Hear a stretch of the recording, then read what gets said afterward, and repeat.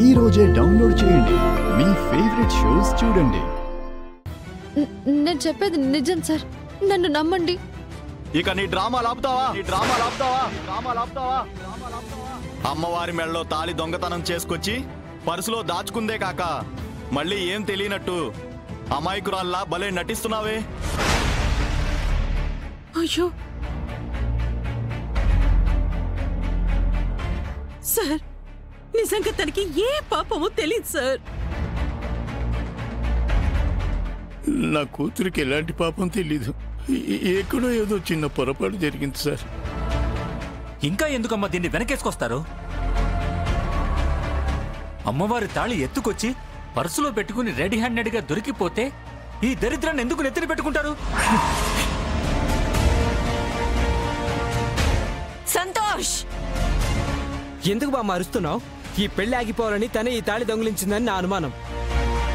అన్నయ్య, నేనే తప్పు చేయలేదు, నన్ను నమ్మండి. ఇంత జరిగాక అంతా కళ్ళతో చూసాక కూడా ఎవరైనా ఇంకెలా నమ్ముతారు తులసి? కానిస్టేబుల్స్, ఈ అమ్మాయిని అరెస్ట్ చేయండి. Sir please sir.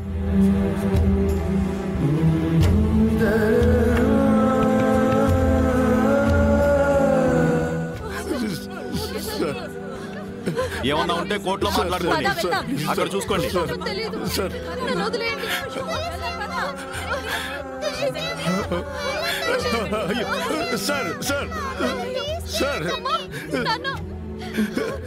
Sir sir sir మీకు దండం పెట్టాను సార్. నా కూతుర్ని వదిలేండి సార్, తనకి ఏ పాపం తెలియదు సార్. సార్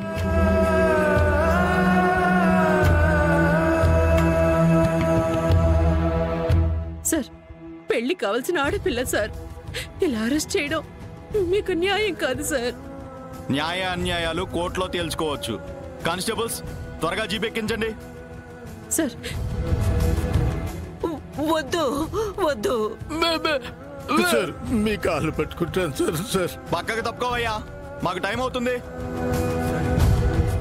దేవుడా, ఏమిటయ్యా మాకి అన్యాయం?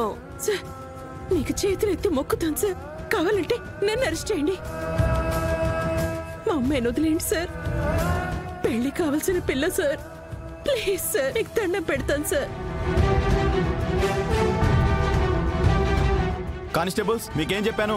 జీప్ ఎక్కించండి.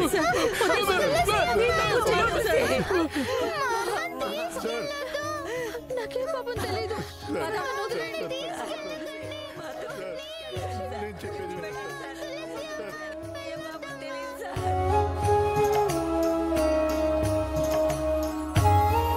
Please sir. అయ్యో అమ్మా, నాన్న. తులసి,